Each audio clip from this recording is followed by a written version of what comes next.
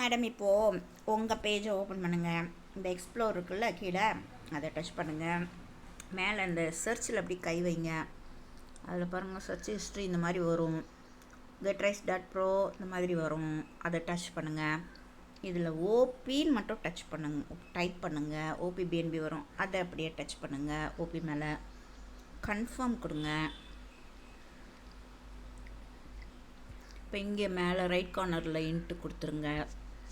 இப்போ இப்படி வரும்ல, இந்த இதில் பாருங்கள், இதுதான் ரெஃபரல் லிங்க்கு. getrise.pro டேஷ்போர்டு இப்போ வரா, இங்கே டச் கொடுங்க. இந்த பட்டன் இருக்குல்ல சதுரமாக, அதை டச் கொடுங்க. டச் கொடுத்துட்டு இப்போ என்ன பண்ணணும்னா அவங்களோட வேலெட்டுக்கு போகணும்.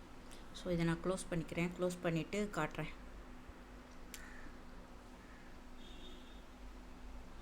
இப்போ அவங்களோட வேலெட்டுக்கு போகணும் நீங்கள், சரியா?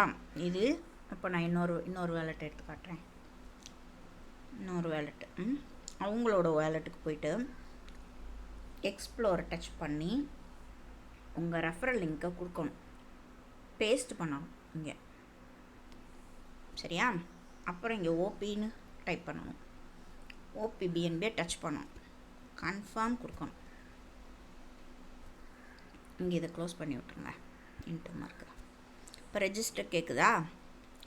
இப்போ நான் இதில் ஐடியில் 0044 போடலை, சரியா? அதனால் ரெஜிஸ்டர் பண்ண முடியாது. நீங்கள் அங்கே போட்டு வச்சுருக்கீங்க இல்லையா?